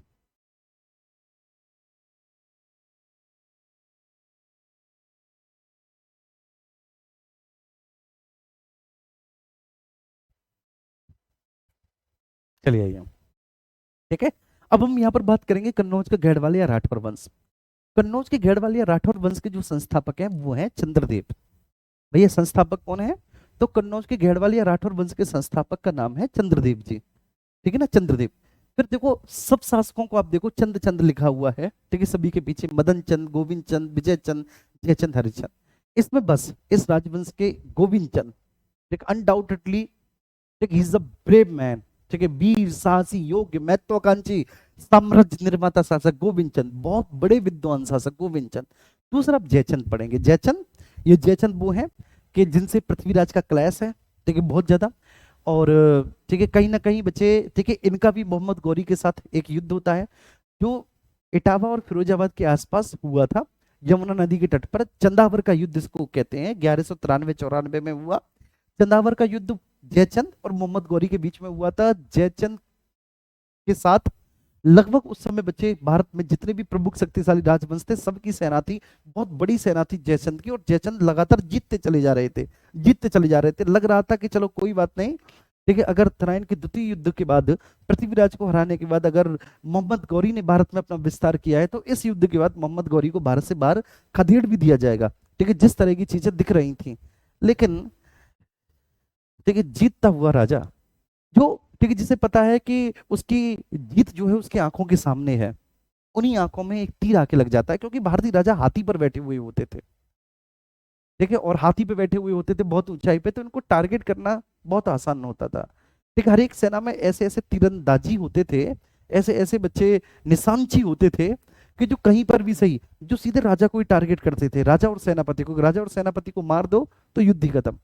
और एक तीर जयचंद की आंख में आके लगा, वो इतना तेज जयचंद की आंख में आके लगा कि जयचंद तुरंत हाथी से नीचे गिर गए, है ना। और जब, क्योंकि अब जयचंद की अपनी सेना तो थी नहीं जो स्वामी भक्ति होती, ठीक है, आसपास के जो राजा थे उनकी सेना थी, सेना बहुत बड़ी थी, जब उन्होंने देखा कि हाथी पे कोई बैठा नहीं है तो उनको लग गया कि राजा तो गया। अब जब राजा तो गया तो सेना भी भाग गई कि हमें थोड़ी नहीं मरना, जब राजा मर गया तो हम भी जाए अपने, ठीक, हमारे भी बीवी बच्चे हैं। और इस तरह से जीता हुआ युद्ध जो है वो जयचंद हार गए, चंदावर का युद्ध इसको इतिहास में कहा जाता है, ठीक है। चलिए, तो आप क्या करेंगे बच्चे, एक बार इसका रिवीजन कर लेंगे। इस राजवंश के संस्थापक हैं चंद्रदेव जी। इन्होंने अंतिम रूप से राष्ट्रकूट शासक गोपाल को पराजित करके अपने साम्राज्य का विस्तार किया। अब आप कहेंगे राष्ट्रकूट शासक गोपाल कहां से आ गए सर यहाँ पर? यहाँ पर तो कन्नौज पर तो परमार सॉरी कन्नौज पर तो गुर्जर प्रतिहार शासक देखिए शासन कर रहे हैं। तो जब कन्नौज पर गुर्जर प्रतिहार शासक शासन कर रहे हैं तो ये सर राष्ट्रकूट शासक गोपाल कहाँ से आ गया मेरे प्यारे बच्चे? तो ऐसे गोपाल आ गया, देखो मैं आपको बताता हूँ कि प्रतिहार शासन कर रहे थे, ठीक है, और प्रतिहार शासकों में आपने देखा था कि राज्यपाल जो कि महमूद के आक्रमण का सामना किए बिना भाग खड़ा हुआ, अरे बोलो बच्चे, आपने देखा कि जो कि महमूद के आक्रमण का सामना किए बिना भाग पड़ा हुआ, तो फिर विद्याधर ने उसको पराजित करके उसकी हत्या कर दी, उसकी बेटी त्रिलोचन पाल को अगला शासक बनाया, त्रिलोचन पाल के बाद फिर यशपाल इस राजवंश का अंतिम शासक सिद्ध हुआ, वो आपको बहुत अच्छे से पता है मेरे प्यारे बच्चे।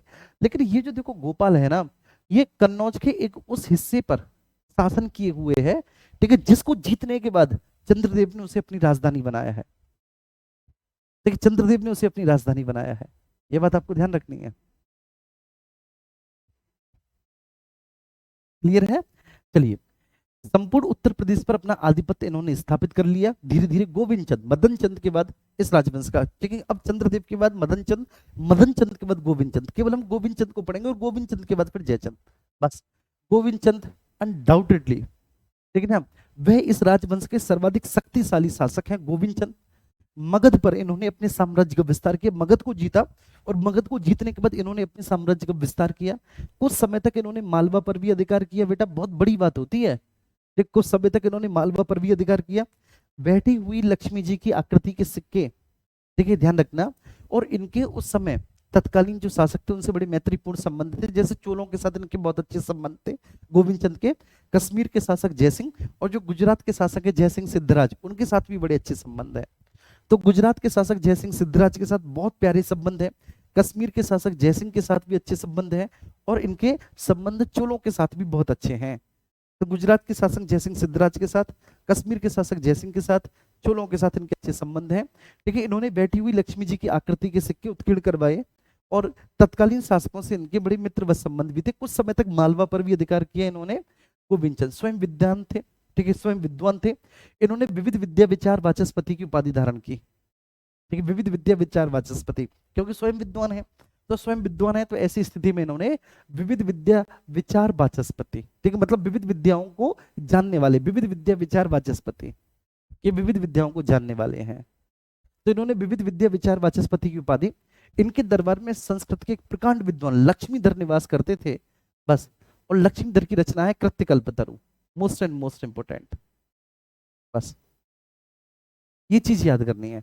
एक इनकी उपाधि विविध विद्या विचार वाचस्पति गोविंद चंद जी की, और अगर ये भी ना याद करो तो बस इनके दरबारी विद्वान है लक्ष्मीधर, लक्ष्मीधर जिन्होंने कृत्यकल्पतरु लिखी है, कृत्यकल्पतरु लिखी है। जयचंद, ठीक है, जयचंद ने बेटा रंभा मंजरी, जयचंद भी विद्वान व्यक्ति है, जयचंद ने रंभा मंजरी नामक काव्य की रचना की। योग्य एवं विद्वान शासक है जयचंद, जयचंद एक योग्य एवं विद्वान शासक है जो जयचंद है। जयचंद ने रंभा मंजरी नामक एक काव्य की रचना की है, जयचंद है एक योग्य एवं विद्वान शासक है। इन्होंने रंभा मंजरी नामक एक काव्य की रचना की, ठीक है, इन्होंने अपने साम्राज्य का विस्तार पूर्व की तरफ किया, ठीक है, अपने साम्राज्य का विस्तार पूर्व की तरफ, मतलब बंगाल की तरफ, कन्नौज से बंगाल की तरफ। और बंगाल पे उस समय लक्ष्मण सेन शासन कर रहे थे, लक्ष्मण सेन से पराजित हुआ जयचंद। लक्ष्मण सेन बहुत वीर शासक थे, ये लक्ष्मण सेन से पराजित हुआ एक्चुअली जयचंद। जयचंद का दरबारी कवि श्रीहर्ष है, और श्रीहर्ष ने खंडन खंड खाद्य नामक ग्रंथ की रचना की है। श्रीहर्ष ने खंडन खंड खाद्य नामक ग्रंथ की रचना की है, ठीक है। तो इसके जो दरबारी विद्वान है, इसके जो दरबारी कवि हैं वो श्रीहर्ष हैं, और श्रीहर्ष ने खंडन खंड खाद्य नामक, ठीक है, रचना की है। चंदावर का युद्ध हुआ है बच्चे, ठीक है ना, इसमें मोहम्मद गौरी जीत गया है चंदावर के युद्ध में। चलिए, पृथ्वीराज चौहान के दरबारी कवि चंद्रवरदाई हैं। चंद्रवरदाई ने पृथ्वीराज रासो, और पृथ्वीराज रासो को हिंदी का पहला महाकाव्य माना जाता है, ठीक है, ध्यान रखना, फिर से बोला हूं, ठीक है। पृथ्वीराज चौहान ने, जो पृथ्वीराज चौहान के दरबारी कवि हैं चंद्रवरदाई, चंद्रवरदाई ने पृथ्वीराज रासो, पृथ्वीराज रासो की रचना की है। और पृथ्वीराज रासो को हिंदी का पहला महाकाव्य माना जाता है, कि पृथ्वीराज रासो हिंदी का पहला महाकाव्य था। ज्ञानक भट्ट, ये भी पृथ्वीराज चौहान के दरबार में रहते थे, ज्ञानक भट्ट भी, इन्होंने पृथ्वीराज विजय की रचना की है। ज्ञानक भट्ट ने पृथ्वीराज विजय की रचना की है। तो चंद्रवरदाई ने पृथ्वीराज रासो, और ज्ञानक भट्ट ने पृथ्वीराज विजय नामक एक ग्रंथ की रचना की है। और यही वह चंद्रवरदाई है कि आपने अब अगर पृथ्वीराज मूवी देखी होगी तो उसमें आपने देखा होगा, 4 बांस 24 गज अंगुलस्त प्रमाण ताऊ पर सुल्तान है मत चुके चौहान। चलिए, ठीक है। अब इसके बाद बच्चे कुछ नहीं है, अब इसके बाद जीजाक बुक्ति के चंदेल हैं, ठीक है ना, और जीजाक बुक्ति के चंदेल के बाद फिर मालवा के परमार हैं। ये पूरी पीडीएफ में आपको दे रहा हूँ, ठीक है, पूरी पीडीएफ आपको मिलेगी, आप रिवीजन करके आना, ठीक है ना। इसके आगे के चैप्टर्स को भी आप पढ़ के आना, जिससे कि क्या है कि आप क्विकली इसका रिवीजन कर सकें। ठीक, कल कल जब हम आगे बढ़े तो कल आप फटाफट से इसको क्विकली रिवीजन कर सके, ठीक है। चलिए तो फिर आज ज्योग्राफी पढ़ाएंगे आपको, है ना। मिलते हैं थोड़ी सी देर में, तब तक अपना ख्याल रखें, स्वस्थ और मस्त रहें। Thank you so much.